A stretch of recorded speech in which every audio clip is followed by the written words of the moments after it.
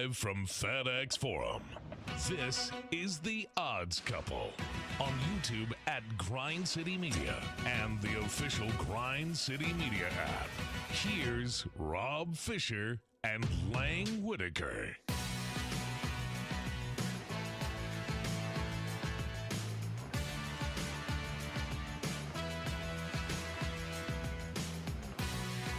Hello, good people. I think we're live. Yes. I think we're live. Are we live? We're live. Let's do it live. Live at 5. We're doing it live. You're watching The Odds Couple here on Grind City Media. I'm Lang Whitaker. Rob Fisher is here. He's with us. Well, not here. He's in Indianapolis. Rob. Hello, everybody. No, I'm frozen. Hey, there we are. Go. What's going on? It looks like you're at a Broadway show. The curtain behind you is ready to... Yeah, I'm right here on the stage. Could you open it up? What's behind the curtain? Outside? Like, what's outside? Like, how does it look? And gosh, yeah. well, that's bright. Yeah, you can't see anything. Ready for a Yeah, spotlight. I can't see anything. It's like you're at a puppet show. Like they Shout can out to the the sunshine Sound of now. Music. Good news is the sun is shining. Yeah. Bad news is it's 20 degrees outside. Yeah, same and here. snowing. So Yeah, we've had snow here. Some schools were back today. Some apparently weren't. I didn't realize that. I was told some of the schools were still out today. But Yeah, 24 degrees right now in Memphis. yeah, it's cold. It's not great. CJ Hurt's here with us also. He's always wearing a stocking cap, though. Yeah. Always ready for What's the up, weather. CJ? It's good to see you here today. So today, the big show, the Big Odds Couple. We got a lot to talk about today, and we're going to get through a lot of things. We're going to get out of here on time because John Roser's got a hustle game to get to today. do. I did want to point out, I read an interview with Elon Musk yesterday, oh, and he said that Where are we going? he with was this? talking. Nothing makes Roser more uncomfortable than when I start talking politics. He was talking about the AI stuff. Now, John Roser has become the Picasso of Grok. Yes, We like to call him on the Twitter. I do like AI. He likes to have the AI generated images. If you follow Yeah. him on Twitter, you've seen his work. Yeah. I will say some people get upset about it, and I would say like there are other AI things that like People get upset about what? There are people that get upset about it and they waste Memphis water. I've had a few of those people in the whatever though. But They complain to you about that? yeah, I'm like, really? So if I stop using this, it's all gonna stop? So no, but I will say like it is Grok. It is the best of them. Like I've used other AI stuff, and it by far is the best. So Grok 3 came Grok out 3 this came week. out. The sequel in the trilogy came out this week. Yeah. And I read an interview with Elon Musk, and he said that Grok 3 it's in Memphis. That's what's here. Yeah. That's what's based in Memphis Yeah. and the former Electrolux thing. So I'm thinking we got to figure out a way to get John Roser to Grok 3. Well, I'm pretty sure I could just drive over there. Just show up. Like Well, maybe I mean, I'm pretty sure the facility is surrounded and like with what? I don't know. It's Wastewater? It's the Electrolux. It's the building. Electrolux building. He said they bought it because if they had to build a new building, it would have taken like a year and a half. And they would have lost time. They would have needed- lost yeah. the race for the Grok. So now, anyway, I saw that today and it made me think of John Roser. Yeah. John Roser's our own Grok AI specialist. Am I GCM supercomputer? No, I wouldn't say that. You just answered your own question. Yeah, That sounds like a okay. supercomputer. All right. Fish, how are you doing? Is everything good in Indianapolis? things are good, man. Just getting ready to start this stretch run of the NBA season. The And Grizz, yeah. yeah, and we're looking forward to it. We'll talk a little bit about it coming up here later in the hour. But yeah, it's back to work, and you know, a rough 3-game start to the season. Grizzlies have dominated the Eastern Conference, but you got Indiana, Orlando on a back-to-back, and then Cleveland, the best team in the East. And so not an easy first 3 games, but Grizz are 16-4 against Eastern Conference opponents. So hopefully that continues here tonight in Indy. Yeah. 16-4 against East. Look, I saw that the Grizzlies had shoot-around this morning at IUPUI. Ooey pooey. Yeah. Ooey Pooey. That's where is that where Conchar went? No, he went to IUPFW. Yeah. Indiana, Purdue, Fort Wayne. Yeah. All right. Why did they have shoot around at IUPUI? I don't know. All right. I don't know. I assume the I didn't know Pacers if there's maybe some have had. connections. No, I don't think so. I think it was just a matter of the building wasn't available. That's all. Nothing exciting. All right. Well, I went to a shoot around in Indianapolis once at Butler University, which is right there. Ah. It's not far. Yeah. But that brings us to college basketball. How was that for a segue? Good. Talk about some college basketball because college basketball is the main thing happening right now. And last night we saw a great team, number one team in the country, Auburn, played last night. They beat Arkansas 67-60. We saw the number 4 Alabama Crimson Tide fall to the Missouri Tigers, 110-98. And we also saw Vandy play Kentucky and get killed. We saw Auburn beat Alabama a week ago. They're playing again next week to end the season. The SEC is sort of the fulcrum of power, I would say, right now in college basketball. Have you seen anything, Rob, that makes you think Auburn is not the best team in the SEC? No, and not only the SEC, but the country. I think that Auburn is clearly the best team in the country, and their athleticism, their size is unmatched. And I thought going to every time these teams are playing in the SEC, they're quad one games. Every single one of them. Every conference game is a quad one game, which is unbelievable. So it's very difficult to go out and win on the road in the SEC. And Auburn's taking care of business. They got waxed by Florida. But other than that, they've been unbelievable. And that win over Alabama, they really controlled that game from start to finish. And then last night to be able to beat Arkansas kept it close for a while, but Auburn just kind of kept them at arm's length the whole time and is able to pull off that win. And, Arkansas was close with about 6 minutes left and just not able to close out that game. That's kind of been a problem for them all season long. So, big win for Auburn last night. You mentioned Mizzou, huge win for Missouri to beat Alabama. And Mizzou is exactly what I was just talking about. Mizzou's a team that you try to beat them in Columbia, and it's a very difficult task. I think they're 16-1 on the home floor this year. So they've been great at home, and they get a big win over Alabama last night. And it's shaping up to be a great conference tournament. Teams beating up each other and fighting for seeding and where all these teams are going to last. I mean, some of the latest projections for the NCAA tournament have 13 teams in the NCAA tournament. 13. The only one not being in is South Carolina. I think Georgia's like the first 4 out. Yeah. So you got 12 in and then 1 being on the first 4 out. So it's been an unbelievable season for the SEC, the best conference in college basketball. And I think going back to what we started with, Auburn being the best team in the country. LSU is 3-10 in the SEC, 14-12 overall. So what's crazy is before the season, as it was thought, I know Gary Parrish I think he might either did a story on it or he was talking about it, that it was thought the Big 12 was going to be, the Big 12 possibly was heading into the preseason as it was being regarded as this could be the best conference ever in college basketball that we've seen.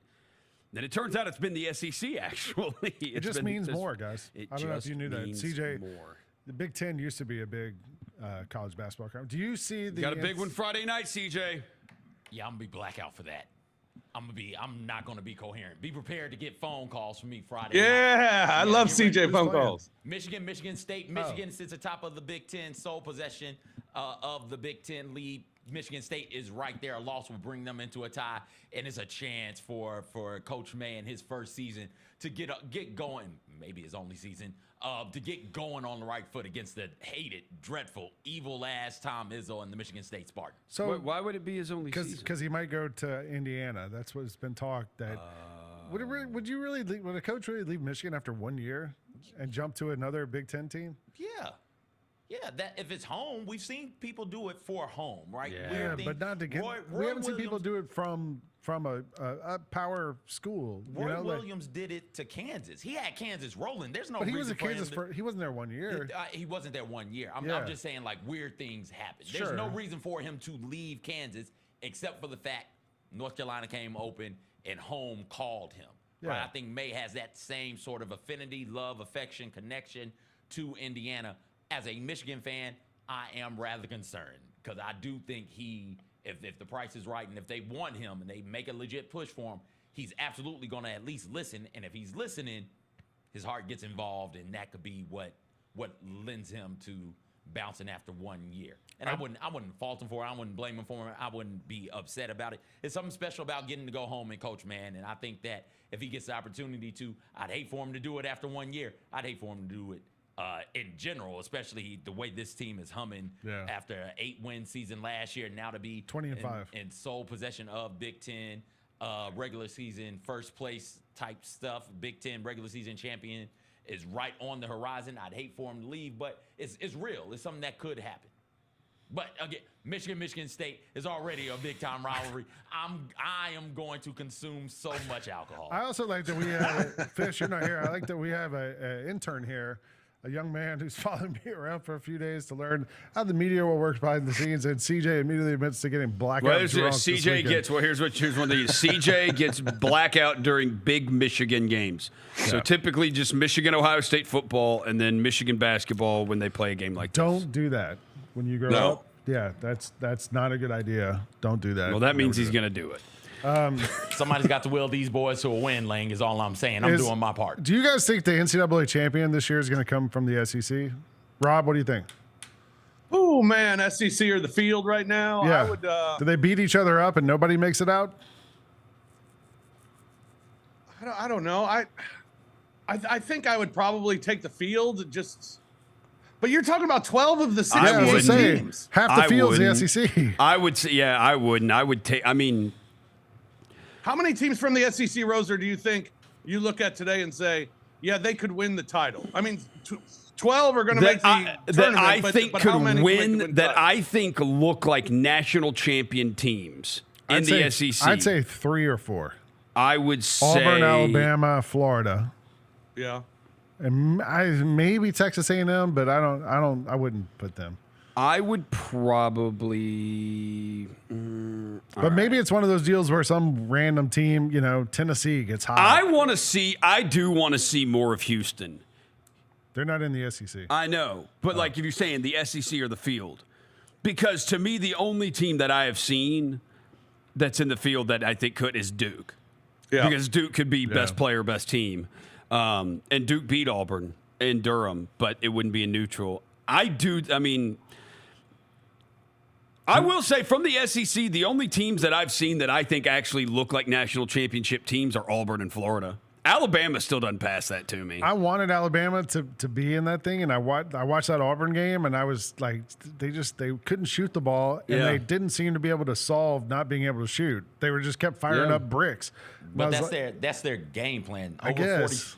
I think 46% of their shot attempts are from 3. Yeah. So when you're shooting that many threes, when you're shooting that type of percentage of your offensive shots from 3, if you start missing them, there's nothing else for you to do. And my pushback on that, Lane, because I had that same thought, but my pushback is, Auburn's pretty damn good. They're great. How many teams are going to be able to do that to them? They're awesome. Houston might be able to do that to Alabama. Auburn will be able to do that to Alabama.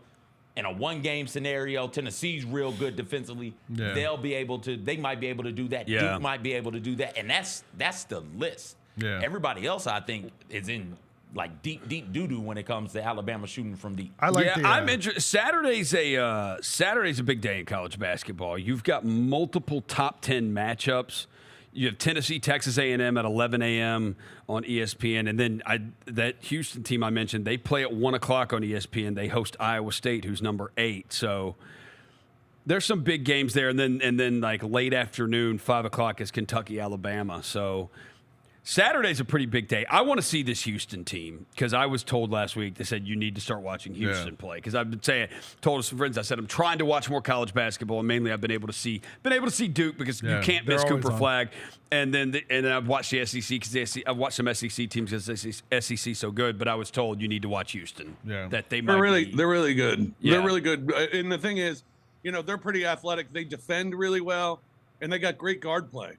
So they have the ingredients for a long run in an NCAA tournament. You mentioned Duke, and certainly Duke is one of those teams that I really love. But I love Houston. I think Houston, they've gone out on the road and they've won some big games on the road in their conference against some ranked opponents and taking care of business there. So they've been really consistent all season long.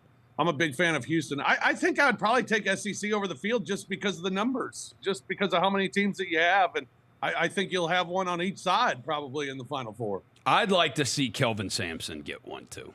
I'd like to see Kelvin Sampson win a title. Guy's been an awesome coach for a long time. All right. He's rooting for Kelvin Sampson. Yeah. Another former Go Indiana. Another former Indiana guy. I love Cougars. Who doesn't love a Cougar? Well, Let's talk about the NHL, because tonight, the big game tonight is the NHL Final Four. What do they call it? The Frozen Faceoff? Four Nations Championship. Four Nations under Faceoff. God. Now, U.S. and Canada played over the weekend, and there were 3 fights in the first 9 seconds. It was awesome. There's actually a story today on ESPN about betting on this tournament and on this game, and how FanDuel says Four Nations contests are averaging 6 times as many bets as an average NHL game this season. It also says they saw 13 times more bets than all the 3-on-3 games at last year's NHL All-Star Weekend were combined. Is that just people just betting on the countries? They're just betting on the flag, probably? Yes. Probably, yeah. Yeah. Because I'm all in on U.S. tonight against Canada. The NHL did a good job of wrapping this thing in nationalism and patriotism, and it didn't hurt that. Yeah, it didn't hurt that the politics happened at the same time. Canada and USA decided to throw hands because Canadians are booing flags and stuff. FanDuel says Thursday night feels like a Stanley Cup final from a trading perspective. And they're already talking trash. I don't know if you saw Matthew Tkachuk and one of the Canadian players have been going back and forth in the media saying the Canadian player says that the U.S. guys had pre-planned all their fights via group text. And Matthew Tkachuk said, well, that maybe because the Canada players don't have a group text, they don't like each other. We're a team. We get along over here. Yeah. So I think tonight's going to be are you guys going to watch this tonight? Fish, you have the game, the Grizzlies game. I'll be flipping back and forth. I'll be watching it on my phone because I'm looking forward to it. I want to see how this game starts off. You know, Canada players are saying, oh, we don't need that type of stuff. We don't need those fights to start a game, and we don't need that to get us motivated. You know, but both teams are going to come out fighting. Both teams will come out hungry. And, you know, the whole argument of this is the way the NBA should go because it works for the NHL, it's just crazy. Hockey players are just wired differently, man. Yeah. These dudes are crazy. And they when they have something to play for, they put all of their pride into that one thing. And right now it's playing for your country. And they put all their pride in that sweater and that crest that's on the sweater. And they're going to go at it tonight. It's going to be a lot of fun. U.S. and Canada. You know, it's always fun when U.S. plays Canada in hockey because U.S. kind of feels like the little brother, you know, because it's Canada's sport. So always feel like the underdog, always feel like they don't get the respect. And they want to show the Canadians who's the best team. I think it's going to be really tough for USA tonight. I'm betting Canada tonight, to be honest. No. Yeah, I'm sorry. but I'm betting Canada tonight. Canada, I mean, come back. They just have a much better roster. They have the best players in the world. They have 3 of the last 4 MVPs is Canada's front line. Rob's finna get deported. Rob's gonna get deported. The USA is just tariffs. Minus 1.5 at the moment. Rob, we're throwing a tariff on you. It's minus 1.5 plus 235 if you want to bet the U.S. Minus 300 for Canada. Over under is 5.5. I think I might take the under in that. I do not think the United States would win by more than a goal. I don't either. No. So, yeah, that's why it's plus 235. This is a money line bet. Yeah. Or you know, you're just going to take Canada because you think if it's going to be one goal either way. Fish, I can't blame you here. I did this one year in Vegas. The United States. Anytime a story starts with, I did this one year in Vegas. Yeah, you know we were at the Aria, and the what? We were at the Aria, and I had won some money betting on Pete Alonso to win the home run derby, and I was like, you know what? I won a bunch of money betting on the UFC, and I was like, you know what? I'm doing great at sports betting, not great at anything else. So you know what else I'm going to do? I'm going to make another sports bet. And I went and to win in 90 minutes, I went and put money on Mexico to beat the United States in soccer. And I got called every which name you can get called on the show. But you know what? You know what happened? U.S. beat Mexico. Mexico beat the United States in soccer. This is when the U.S. really, well, they still do kind of suck. We've beaten Mexico a lot. Yeah, but this is when we weren't beating them. And so, yeah, I won. So, Fish, I get it if you want to go with Canada. Yeah, well, thank you. I appreciate it. I don't think I should be deported. I'm still putting a tariff on you, though. I'm wearing my red, white, and blue, and no maple syrup tonight for me. Yeah. We're going straight U.S. All right, we're going to take a break. We're going to come back. We're going to talk about the NBA. We got this stretch run coming up like Rob talked about. We'll talk about the East and the West and some trends we can look forward to. We're coming up. We still got fish nuggets. We haven't mentioned nugs. And we got some free picks from John Roser. And we have dunks because we just had the dunk contest. We're going to talk about our best Grizzly dunkers of all time. Dunkers. Dunkaroos. You're watching The Odds Couple here on Grind City Media. Grizzlies fans know it's the team that gives you the edge. Big River Steel does too. And much like the Grizzlies have recruited legendary talent, we want you to be part of our team. Are you ready to be part of something legendary? Then visit www.bigriversteel.com. That's www.bigriversteel.com.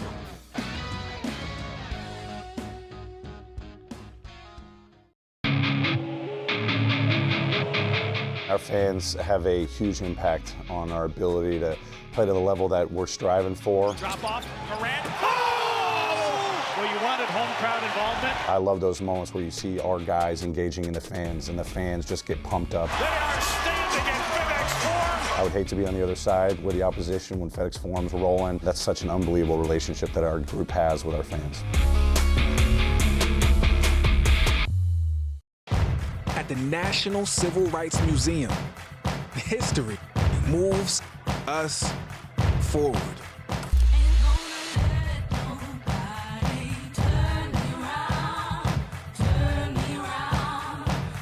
The question remains, how does history move you?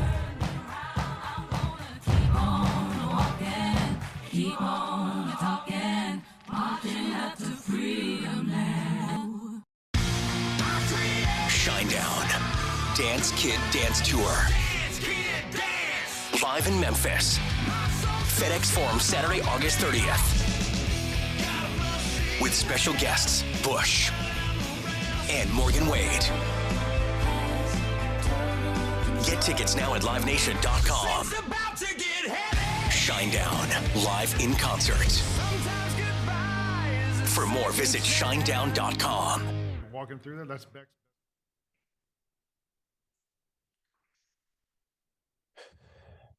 Welcome back to The Odds Couple on YouTube at Grind City Media and the official Grind City Media app. Here's Rob Fisher and Lang Whitaker.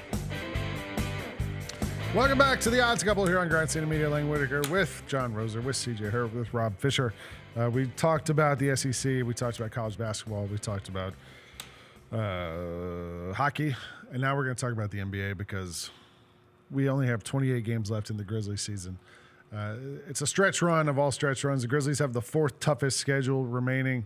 We're going to see what happens down the stretch here. We got the mic drop statement from Zach Kleiman. The Grizzlies are not trading Ja Morant because... What? I Yeah, thought that was a done deal. No? I also thought it was weird because the trade deadline was a couple weeks ago. But Right. no trades happening. This is our team. This is our lineup. This is who we're going forward with. Rob, other than the Grizzlies, give me a team from the West you think makes a little run here in the last 2 months of the season. Well, I think it's a team that's already made a run, or started a run, and that's the Denver Nuggets. Just a half game behind the Grizzlies right now in that third spot. They got off to such a slow start this season. I mean, I think they were like 11-10 at one point. And so for them to be at the point they're at now, they're starting to play basketball like you expect them to play. They've won 8 straight games. And so I expect them to be a team that's going to make a bit of a run here in the second half. And another team that might make a run, the Lakers, maybe a regular season run. But I disagree. I don't expect them to be a playoff long-lasting team in the postseason, but maybe a regular season run for the Lakers, although not a good start last night, losing at home to Charlotte. So I was always anti this Lakers thing. I mean, I get it long term. I think it's a great, if you got a chance to get Luka at 25, 26 years old, you get Luka. Sure.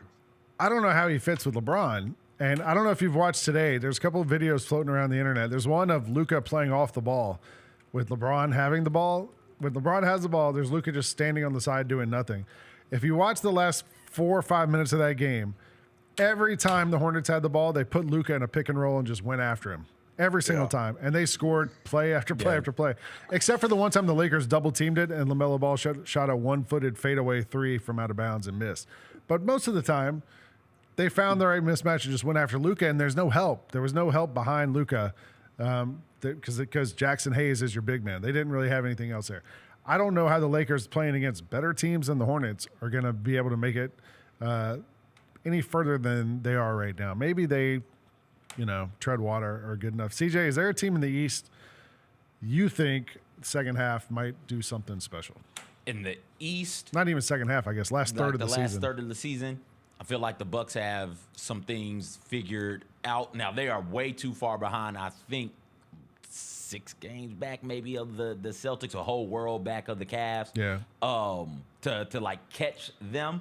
But be on the lookout for the Bucks the last third of the season to be playing really good basketball going into the playoffs. And then when the playoffs come, to be a real problem for either the Celtics or the Cavs in the next round. I guess in the East, you just want to get to the 4th spot. So you can have one home round at least, right? Because the Pacers are 4th, 13.5 back. And then the Bucks are 1 back of that. The Pistons are 2 back of that. So like 4, 5, 6 are all pretty close. If you're a 5, 6, 7 team, you got to hope you're not catching the Knicks are 8. The Celtics are 5.5. Like it's pretty doubtful you're going to get up there to that 2, 3 spot. But maybe you hope you can get to the 4, 5, or maybe you try to avoid the 4, 5 so you avoid the Cavs in the next round altogether. I don't know. What do you think? But you got to play the Celtics, right? That's the problem. In the next round, once you get to the conference semis, you can just kiss avoiding good teams goodbye. You're going to be playing either a really, really good team so is it better to have or home a team court? that is hot. So get the home court in that first matchup so that if you've got to play and the Bucks will is looking like have to play the Pacers, you have home court in that series. John Rosa, other than the Rio Grande Valley Vipers, what team are you putting an eye on right now? In the East, nobody. Says it like it is. Well, I mean, it's the Cavs, it's the Celtics, it's the Knicks. It is what it is there. I think Orlando's too banged up. Otherwise, I would be Orlando. But they've been a mess since Suggs got, Suggs had that horrible injury. The Knicks, I love the Knicks, but their truth is they haven't beaten anybody good. Like they've gotten bombed out by Boston twice. Yeah. Cleveland's gotten them. Oklahoma City got them, which they could have won that OKC game, but they ended up falling apart at the end. I'm interested. They've got one coming up against Cleveland. They've got Cleveland and Boston here right off the bat, Friday and Sunday on the road. New York does. I'm interested in that one. I would say for the Western Conference, I don't think the Lakers are good enough. They don't have anything inside. They have nothing inside. This is not enough time to build chemistry either. They literally they don't Luka's always been this way defensively, but they just have big guys behind him. They figured that out. They finally got big defenders behind him. The Lakers aren't going to have that. They're not going to have the big men behind him. So I don't worry about them. I want to say the Clippers, but it's too much of a Kawhi if, and we see Kawhi every year. We know what that is. Golden State. I would say Golden State and Denver. Denver's been on a tear lately. Are these younger players? Mike Malone's kind of been forced to have to play them. Are they starting to get better and better? And Christian Brown. And is it going to be good enough in the playoffs? We know Jokic, Murray, they've gotten healthy too. I'd say Denver, and then I would say Golden State for sure. And Murray's playing better too. Yeah, he was. Murray's bad been for a while. so much better. Yeah. Golden State though for sure. Did you guys see? We saw today that Victor Wembanyama is out for the rest of the season. Season, deep vein thrombosis, shoulder, AKA a blood clot. He's out for the season, which means he's not going to reach the required amount of games played to win a postseason award. Which means the Defensive Player of the Year odds have shifted considerably. As of now, Jaren Jackson Jr. is your leader in the clubhouse, minus 125 to win Defensive Player of the Year. Evan Mobley, right behind him, minus 105. And then you get Dyson Daniels, plus 1,300. Lou Dort, 2,100 after that. And Jalen Williams, 2,600, plus 2,600. Fish, who becomes your new leader or prediction to win Defensive Player of the Year? Do you think Jaren's going to be able to pull this off, or is he going to go to like somebody on the team with the best record in the West? Well, Grizzlies have the second best record in the West, so I think Jaren's in great position to be that guy to possibly win the Defensive Player of the Year. I would say, I agree with that. I think he's the odds-on favorite at this point to win Defensive Player of the Year. It wouldn't surprise me. I think his All-Star bid shows that the recognition is there now, and people are realizing what he's capable of. I think his first, Jaron even said this, I think his first All-Star bid was basically because of his defensive presence alone. This second one was more overall for, his offense and his defense. Yeah. So I think Jaron, not only are you looking at Defensive Player of the Year, I think you're looking at Defensive Player of the Year and all NBA first team. I believe that for Jaron this year, because another thing that's going to have to be talked about at the end of this season, Jaron's missed 2 games and they were the first 2 games of the season. Yeah. I mean, it's remarkable. His durability, his availability has been his best ability. And I think that'll be huge come end of the year as well. The only thing I do wonder, I do think all NBA, I think he's going to end up getting all NBA. I don't know if he'll win his second Defensive Player of the Year award. My reasoning for that is I think the media loves Evan Mobley. Yeah. And there was that thing last time when Jaron won it. It was Evan Mobley or it was Jaron. And I could see media siding and going with Evan Mobley, also best defensive player on what's, one of the 1-2 best records in the entire NBA. But I do think Jaron is going to win NBA. I tweeted this out that all NBA, you mean? Yeah, all NBA. And he'll make first team all defense too, because it's all positionless. But with Wemby out for the season, I had Wemby locked in as one of the all NBA spots. There's 15 all NBA spots, and it's positionless now. So I've got 8 players now locked in there. SGA, Jokic, Giannis, Donovan Mitchell, Jalen Brunson, Karl Anthony Towns, Jason Tatum, and LeBron. Right. I think those 8 are locked into one of the first 3 All-NBA teams. I don't know who's going to be first, second, third, but they're going to be locked into those. And so that leaves 7 spots left.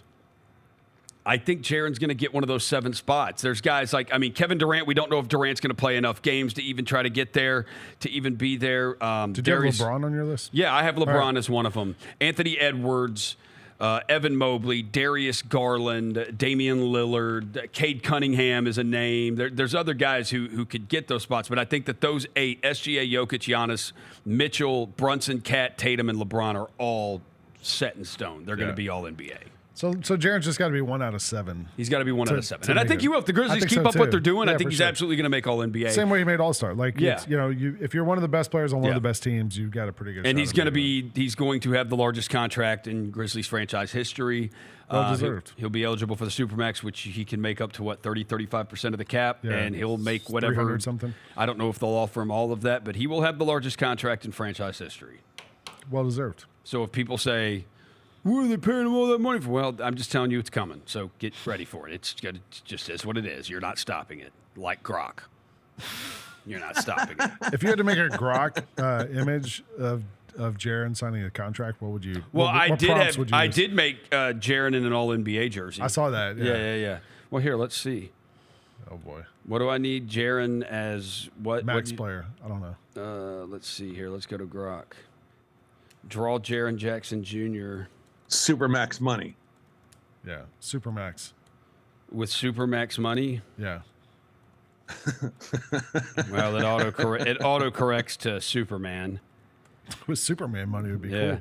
I said draw Jaron Jackson Jr. with Supermax money. The only thing about Grok 3, it used to give you 4 images you could choose from. It's only giving you 2 now. More powerful, though. Yeah, it is more powerful. Much more powerful, because now it's based in South Memphis.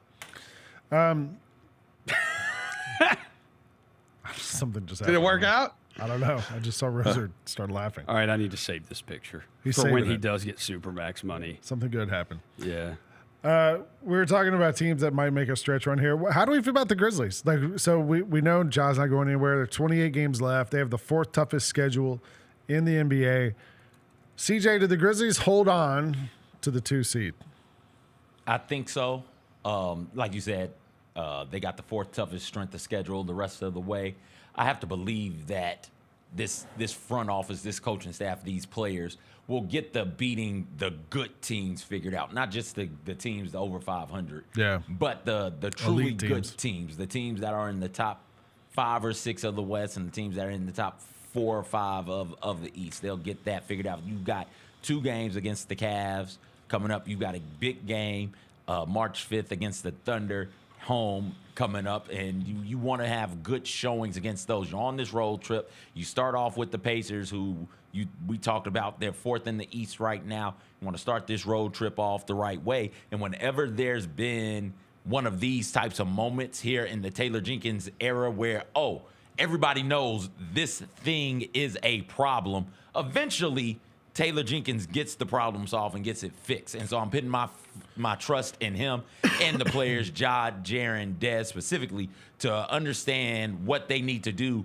as it pertains to beating good teams. And it is as simple as take care of the mother bleeping basketball. Stop turning the ball over at the rate with which you're turning the ball over, right? Yes. Like, I feel like they're going to start getting that fixed. And also, they've got the lead. I know that the Nuggets are playing much better now, and they're hot right now, but it's hard to chase something down.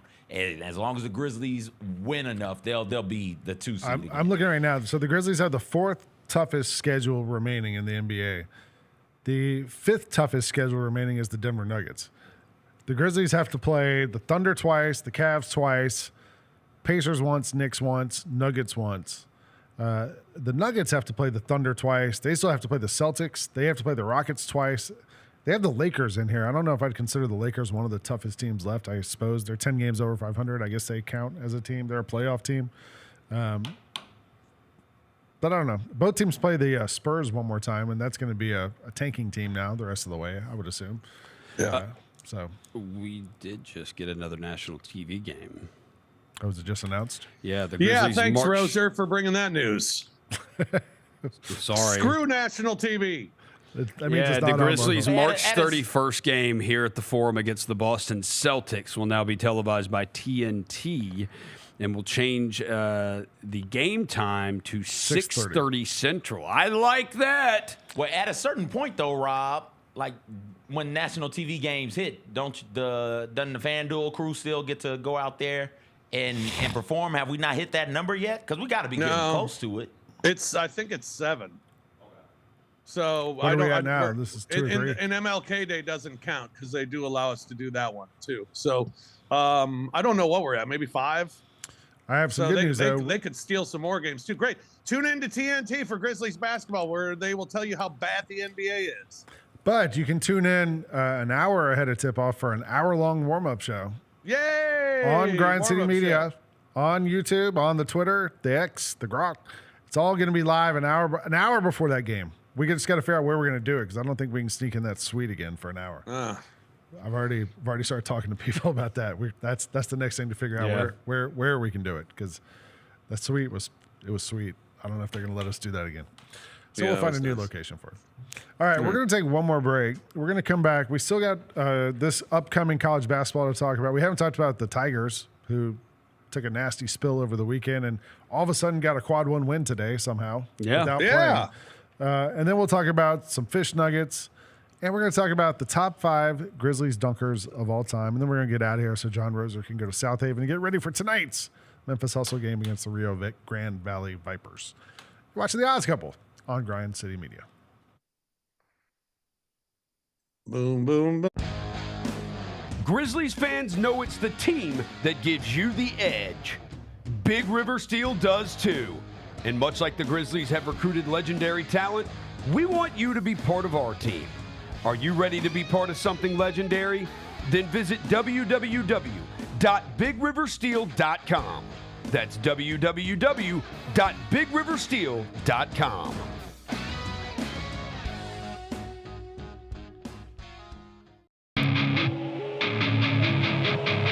Our fans have a huge impact on our ability to play to the level that we're striving for. Drop off, Morant. Oh!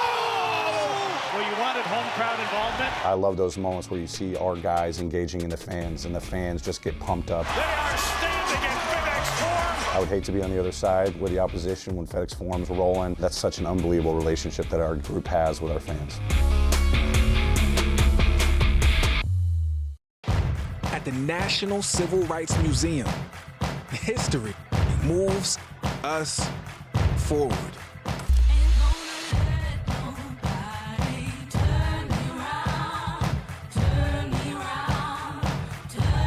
question remains, how does history move you? Keep on walking, keep on talking, marching up to freedom land. Shinedown. Dance Kid Dance Tour. Live in Memphis. FedEx Forum, Saturday, August 30th. With special guests, Bush and Morgan Wade. Get tickets now at livenation.com. Shinedown, live in concert. For more, visit shinedown.com.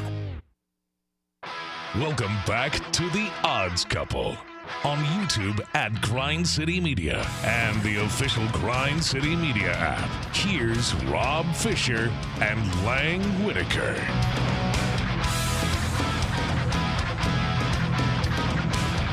Welcome back to the Odds Couple here on Grind City Media. It's the big show. It's a Thursday.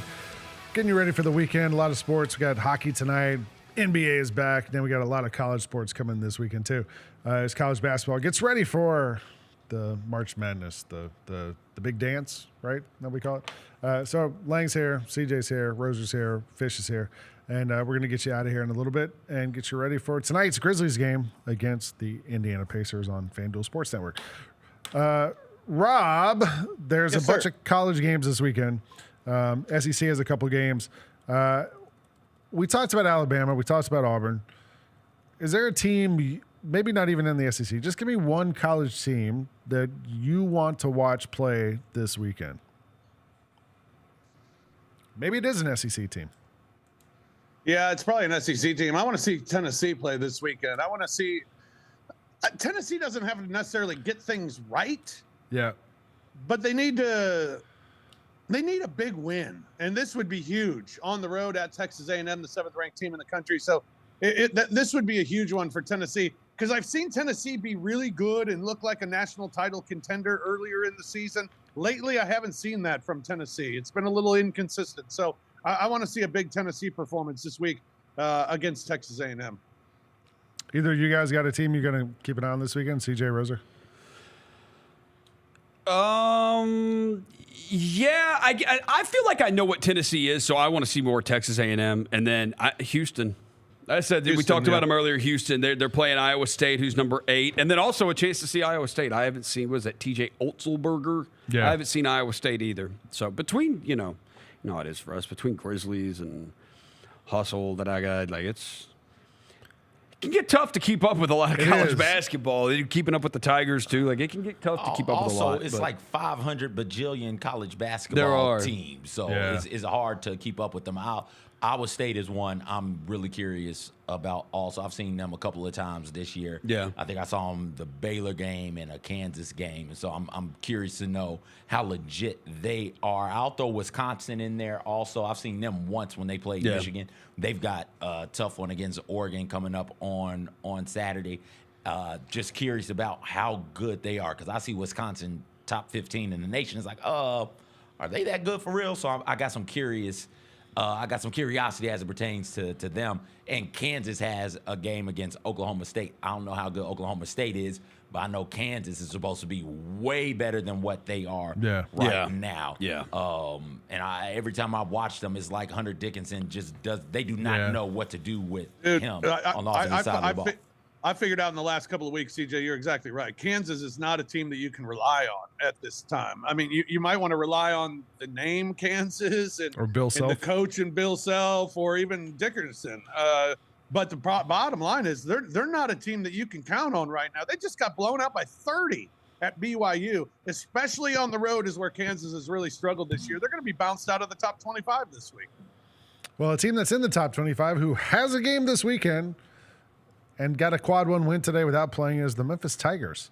Yeah. Memphis, their game against USF that was previously classified as a neutral site game, even though it was in San Francisco, right? It was in the Chase Center. It was at Chase Center, yeah. Yeah, somehow today it got changed to being a home game for them, and Memphis now gets a quad 1 win because they won the game. So that helps their overall standings in the whatever quads. How is that decision? How is that decision made, and how is it made now? Well, I saw like our Munns from the Commercial Appeal had, who's their beat writer, had sent a question to the NCAA about it like in November. He posted it on Twitter today. He asked the NCAA about it and was like, "What's the deal? Why is this a home game, not a home game for USF?" And they were like, "Nope, this is how we looked at it, and it's a neutral game." And then I saw whoever tweeted today that it had gotten changed. The Memphis athletic director responded on Twitter and said, "We've been working on this for a couple weeks," and named a couple people that behind the scenes have been like, negotiating or talking to the NCAA about it and turned it around. So how about that? It's a good win for. I mean, it was a good win to begin with, but now it's even a more important win for Memphis, who 21-5, 11-2 in the AAC, and they got Florida Atlantic this weekend. Do you guys think Memphis just needs, like, you talked about how like Tennessee, like we just need to see what they can do. I feel like the same with Memphis. Like, I want to see them blow some people out, right? Well, they need to blow people out. Yeah, I don't know if that's what they do. Like, it appears they don't blow teams out. They don't have I don't know. Like, I just think they're a team that doesn't need to take any more losses, and they need to get to the NCAA tournament. And when they actually play good teams, you'll probably see what we've seen this year. When they play the better teams, you see the effort step up. Yeah. And they're really good. And are they going to hit threes? If they hit their threes, they can beat anybody, just about anybody, not anybody. They shot the ball. Alabama, not Auburn. They shot the ball really, really well against Auburn and still got that was beat in Hawaii, down. wasn't it? Yeah. Like, but Auburn's that was good. in that tournament with a super neutral court with like the softest rims I've ever seen in my life. Every Maui team in that tournament yeah. was like, all you had to do was get the ball in the rim and they would fall in, every single team. So I don't know if playing in these, playing in weird arenas in the middle of America, it might be a different look for some of these teams too. Yeah, they got Florida Atlantic on Sunday. It's a big one tonight for Florida Atlantic. Florida Atlantic home tonight against Wichita State, team that just knocked off the beat Tigers. Memphis, yeah. So it'll be interesting to see what Florida Atlantic does tonight before they host the Tigers on Sunday. Florida Atlantic just beat Temple earlier, 4 days ago. So 83-1. Hey, CJ, are you hungry? Yes. Do you want some nuggets? No. Love them. No. CJ, I got you some nuggets. Fish, do you want to give us some nugs? Yeah. How about for the first time ever, we're doing a NASCAR nugget. What? Go. First ever NASCAR nugget.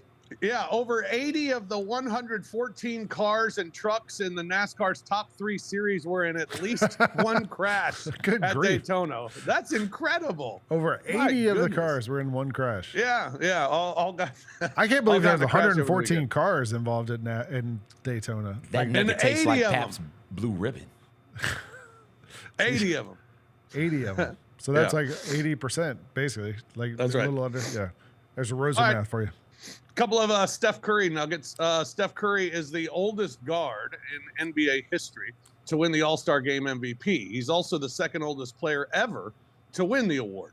Shaq won the award exactly 1 week older than Steph Curry. How about that?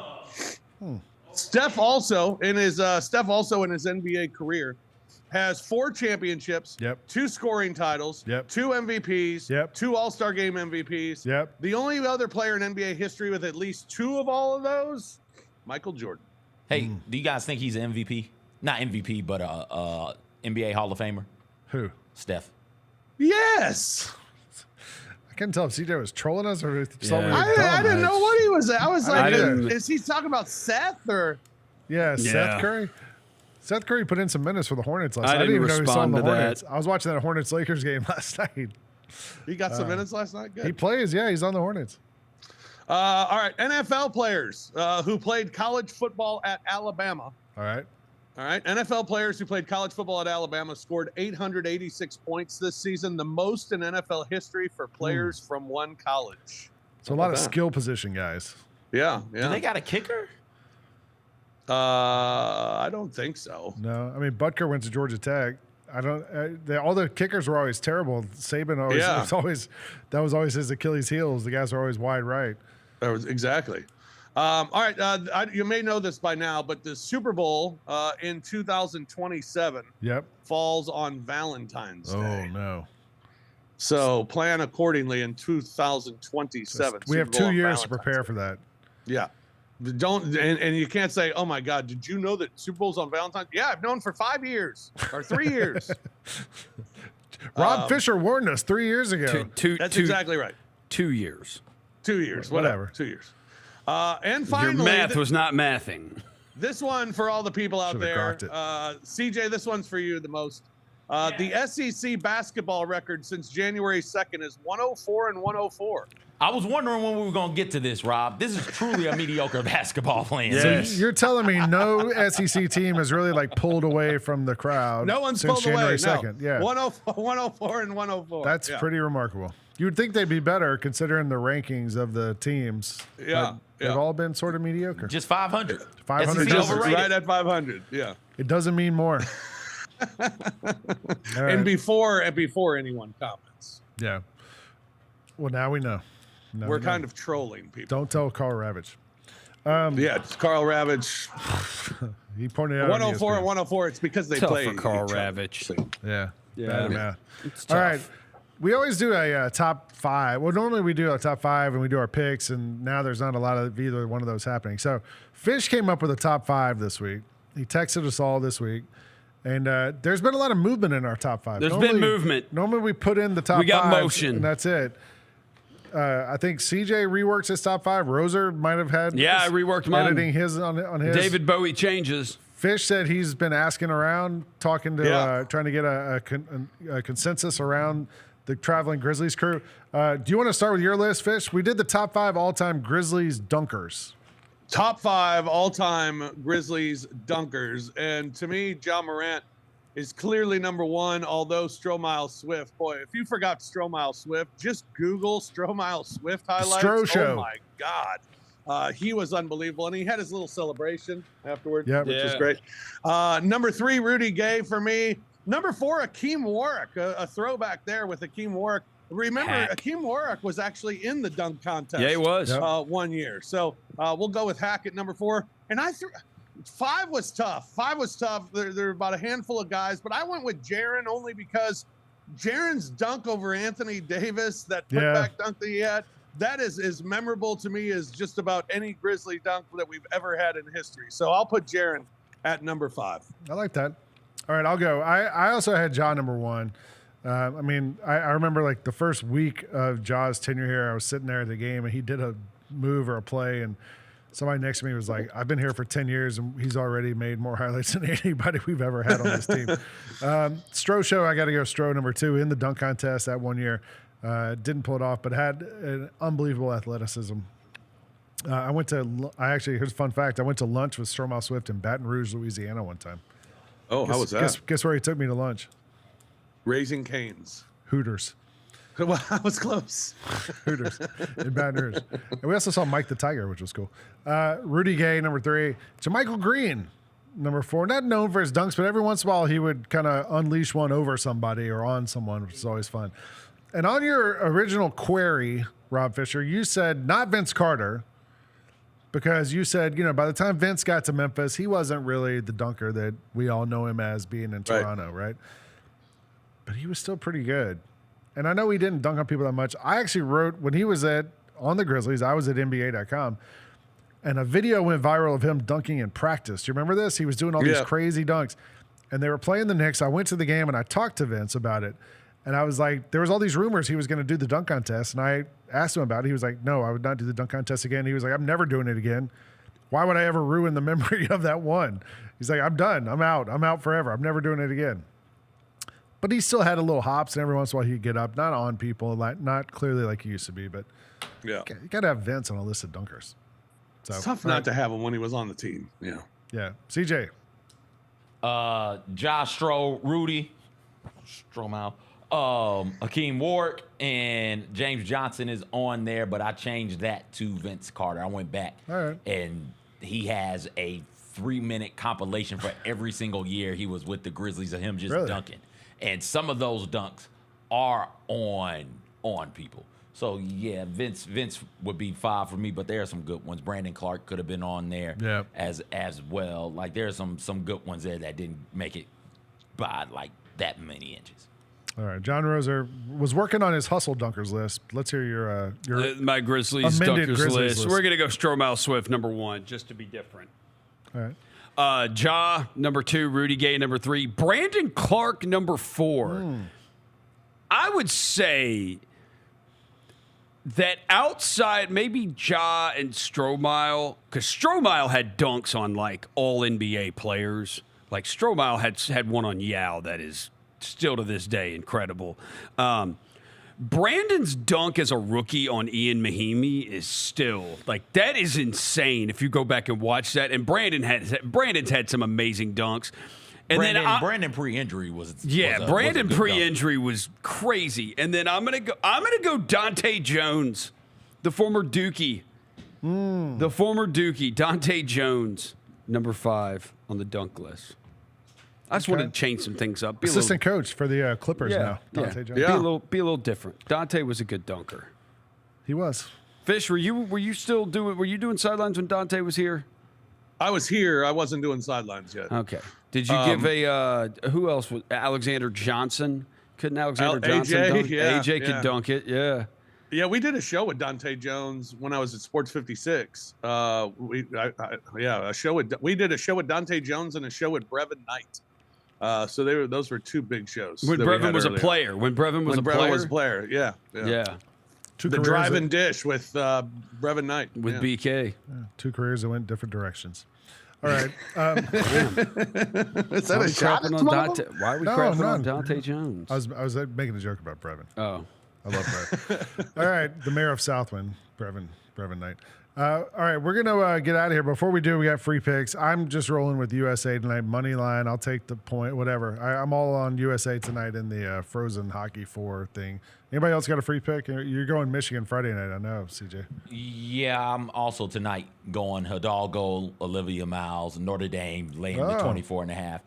24.5. They're playing Miami. It doesn't matter. The Cavenders. You can't make that line big enough for There's me. also like one of the Cavender sisters. You saw her car got stolen last night. No, I didn't. Her And car Carson Beck's. and 2 of Carson Beck's cars got stolen last night. So they're going Yeah, through they it did. right now. How about Carson his Beck's 2 Lamborghini. cars? Huh? Yeah, his Lamborghini and his Mercedes. Yeah, Poor well, guy. one's for everyday driving, one's for running Yeah. errands and stuff. Fun driving. You got any free picks, Fish? I do. Go Florida Gulf Coast tonight, minus the 11.5 at Stetson. Also, we're liking Northwestern plus the 10.5 at Ohio State. And Maine. Minus 1.5 against Albany tonight. Ooh. All right. Roser, you got anything? Nope. All right. That's it. That's today's Odds Cup. We'll be back on Monday. We'll recap the weekend. We'll figure out what's on the week ahead. Hope you make some money. That's CJ. That's Roser. Jacob in the director's chair. That's Fish in Indianapolis. I'm Lang.